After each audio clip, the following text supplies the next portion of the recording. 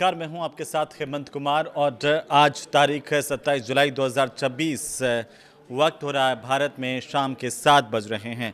इस वक्त सबसे बड़ी अपडेट जो निकल कर के आ रही है अमेरिका ईरान युद्ध को लेकर के, अब वो इस बात की गवाही दे रही है कि लगातार एक के बाद एक जो अमेरिका के राष्ट्रपति है ट्रंप, वो अपने बयानों से ना केवल पलटते हैं बल्कि अगले ही पल एक और नया बयान भी दे देते हैं। इस बार ट्रंप ने क्या ऐसा बयान दिया है जिससे उन्होंने फिर से खलबली मचा दी है अंतर्राष्ट्रीय मीडिया समुदाय में, और फिर से पलटवार उन पर ऐसा हुआ है कि अगर आप हमले की फिर सोच रहे हैं तो फिर आपको मुंह की खानी पड़ सकती है। पिछली दफ़ा जब हमने वीडियो बनाया था, बताया था कि ट्रंप ने कहा कि इस बार ईरान पर सबसे बड़ा अब तक का जो हमला है वो होगा और पूरा का पूरा ईरान तबाह कर देंगे। ईरान ने कहा कि ज़रा कीजिए तो सही, हम भी आपको मुंहतोड़ जवाब देने के लिए तैयार बैठे हैं और अमेरिका की एक एक हरकत का मुंहतोड़ जवाब देंगे। हुआ ये कि कुछ देर बाद ट्रंप पलट गए और फिर हमला रुक गया।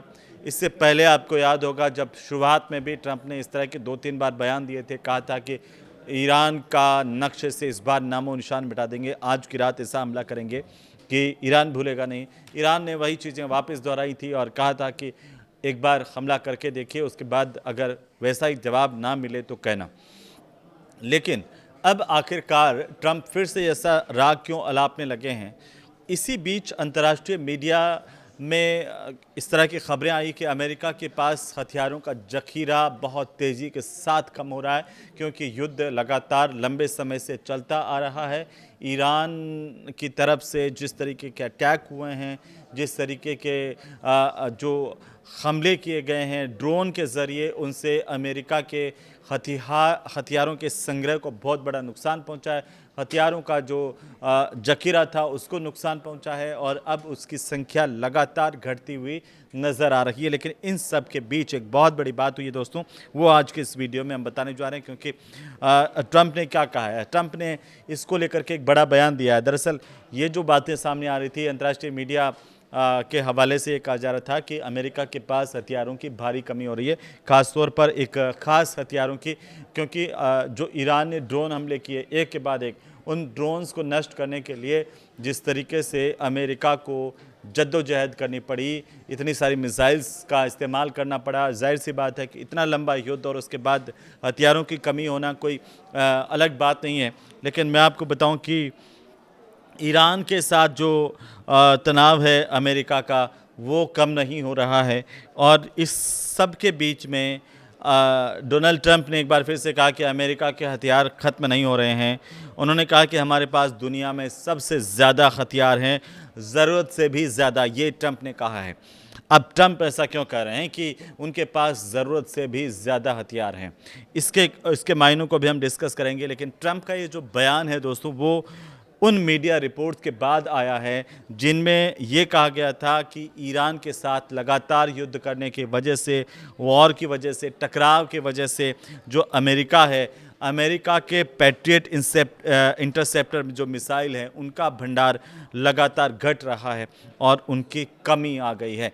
अब ये जब मीडिया में इस तरह की रिपोर्ट्स आई, ये बयान आए, और उसके बाद ट्रंप ने सोशल मीडिया पर अपना जो वो चलाते हैं ट्रुथ, वहाँ पर उन्होंने कई एआई इमेजेस वाली तस्वीरें पोस्ट करना शुरू कर दिया। उन्होंने पोस्ट की एक तस्वीर में ईरान के जो सबसे बड़े तेल निर्यात केंद्र है खार्ग आइलैंड, जिसे हम कहते हैं, खार्ग आइलैंड पर हवाई हमले की एआई इमेज को ट्रंप ने इस बार पोस्ट किया। और आप देखिए उस पर लिखा क्या, इसके साथ में ट्रंप ने इस पर लिखा स्ट्राइक ऑन खार्ग। अब आप देखिए कि ये उनकी फितरत में है, ट्रंप की फितरत में है इस तरह से शगुफ़े छोड़ना या फिर अपनी बात कहना और पलट जाना। तो इस बार जो ये एक एआई इमेज उन्होंने पोस्ट की, अमेरिका के राष्ट्रपति के तौर पर उनकी गंभीरता को तो सबने देखा है। इस बार उन्होंने इसके ऊपर ये लिखा स्ट्राइक ऑन खार्ग। ये ऐसा संदेश था कि इस बार वे उसके सबसे बड़े जो तेल निर्यात केंद्र है खार्ग आइलैंड, उसको निशाना बनाने वाले हैं। और ये एक और डराने की कोशिश समझिए या फिर इसके अपने हिसाब से, ट्रंप के अपने हिसाब से देखें तो धमकी देना, इसे आप समझ सकते हैं कि धमकाना कैसे, तो उस अंदाज में उनकी इस पोस्ट को लिया गया है। इसके बाद उन्होंने कुछ और भी पोस्ट साझा की, शेयर की, जिसमें एआई तस्वीरें ही थी। इनमें एक ईरानी तेल टैंकर पर अमेरिकी झंडा लगाया हुआ दिखाया और उसको ट्रंप ने पोस्ट किया। एक दूसरी तस्वीर उन्होंने ट्रूथ पर जो शेयर की हैं उसमें एक जहाज़ को उड़ता हुआ दिखाया और इसके साथ लिखा था नो मोर इंजन्स। अब ये अलग अलग जो तस्वीरें ट्रंप पोस्ट कर रहे हैं, इनका कई जो ईरान में काफ़ी मजाक भी बनाया जा रहा है कि ट्रंप का क्या है, वो कब क्या कह देते हैं किसी को नहीं पता, वो पलटते भी उतनी तेज़ी के साथ। लेकिन ट्रंप एक बार फिर से बड़े हमले की बात कर रहे हैं और अमेरिका के राष्ट्रपति के तौर पर हम इसकी संजीदगी से इतर हट करके देखें तो एक बड़ा मैसेज हो सकता है ईरान के लिए। हालांकि ईरान लगातार ये कह चुका है कि वो पीछे हटने वाला नहीं है, अपने देश की अस्मिता को, उसके प्रभुत्व को, संप्रभुता को बचाने के लिए आखिरी सांस तक लड़ेगा और वो किसी से डरने वाला या किसी के दबाव में आने वाला नहीं है। अब दोस्तों पिछले 24 घंटे में आखिरकार क्या कुछ हुआ है वो मैं आपको जल्दी जल्दी बता दूं, क्योंकि पिछले 24 घंटे को अगर हम देखें तो अमेरिका ने अपने हमले रोके हैं। इन पोस्ट के इतर देख लीजिए, ईरान ने भी जवाबी कार्रवाई पर ब्रेक लगाया है, यानी कि फ़िलहाल कुछ मामला ठंडा पड़ा। लेकिन फिर भाई ट्रंप के जो बयान हैं वो मुझे लगता है कि इस पूरे मामले को शांत होने नहीं देना चाहते। आप इसे कैसे देखते हैं? आपको क्या लगता है कि ट्रंप ऐसा बार बार क्यों कर रहे हैं? अब सच्चाई क्या है? सच्चाई ट्रंप के पोस्ट के इतर क्या है कि अमेरिका ने जो हमले हैं वो रोके हैं, जवाबी हमलों में भी कमी आई है। ईरान की तरफ से भी कोई जवाबी हमला पिछले 24 घंटे में बड़ा नहीं किया गया। और 3 रात की अगर हम बात करें, 3 रातें जो पिछली 3 रातें हैं 27 जुलाई से 26 जुलाई की 25 जुलाई की रात है, उसमें क्या हुआ है, ईरान पर कोई हमला अमेरिका की तरफ से नहीं किया गया है, जिसकी अंतर्राष्ट्रीय मीडिया ने भी रिपोर्ट नहीं किया है। इसके बाद ईरान ने भी जो अमेरिका के ठिकानों पर वो हमला कर रहा था ईरान, उसने भी जवाबी कार्रवाई रोकने का ऐलान किया कि भाई जब हम पर हमला नहीं करेगा तो हम भी अननेसेसरी क्यों करें। लेकिन ट्रंप ने कहा कि बातचीत का मौका देने के लिए हमले रोके गए। बातचीत क्या दोबारा शुरू होगी? आपको क्या लगता है बताइए कमेंट करके। दूसरी जो बड़ी बात आई वो है कि हॉर्मुज स्ट्रेट पर तेल टैंकर में धमाका हुआ। दोस्तों वो हॉर्मुज स्ट्रेट में समुद्री एक माइन से टकराने पर यहाँ पर एक तेल का टैंकर है उसमें विस्फोट हो गया।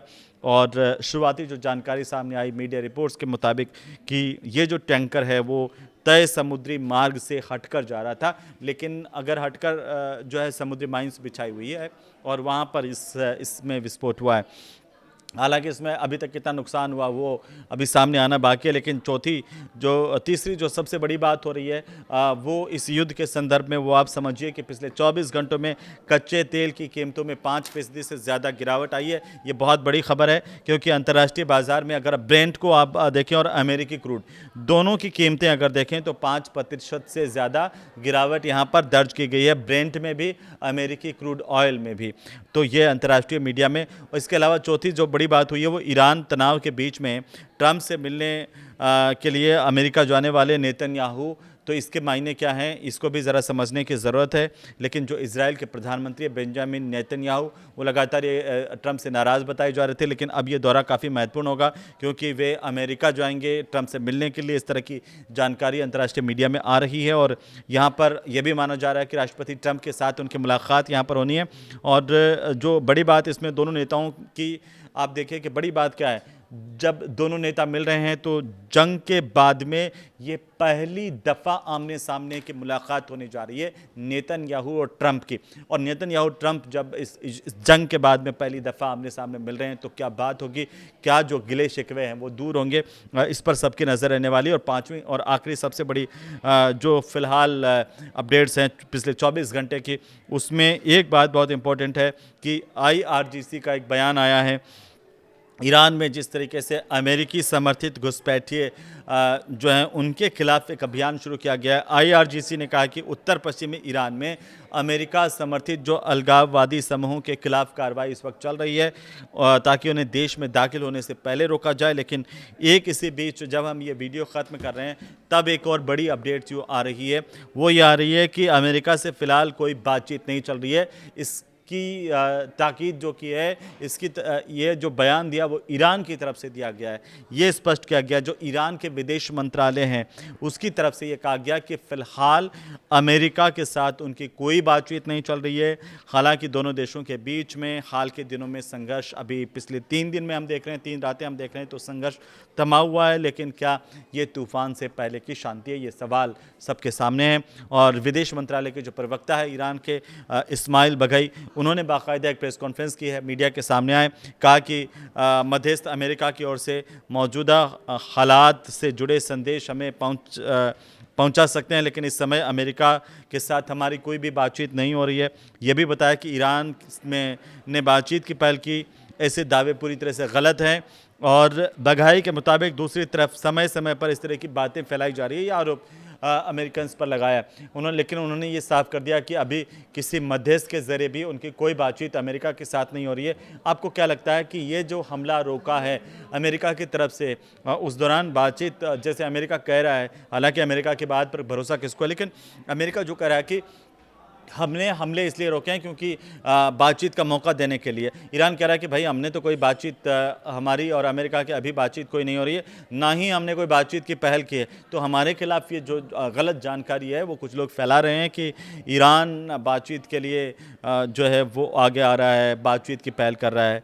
ये साफ़ कर दिया गया है ईरान की तरफ से। तो ईरान के इरादे बिल्कुल साफ़ हैं, जो शुरुआत से ही है, और यही इरादे जो है वो अमेरिका के लिए टेंशन बने हुए हैं। लेकिन अब अगर आप देखिए, हॉर्मुज और बाब अल मंदेब दोनों अगर बंद हो गए तो दुनिया पर इसका क्या असर हो सकता है, इसे लेकर के भी चर्चाएं तेज़ है। आपको क्या लगता है, क्या ये युद्ध अब बंद होने के कगार पर है? क्या अमेरिका भी अब थक चुका है? आपको क्या लगता है, ज़रा कमेंट करके बताइए। और ये वीडियो आपको अच्छा लगे, इसमें कुछ जानकारी मिले तो इसको शेयर कीजिए, लाइक कीजिए। नमस्कार।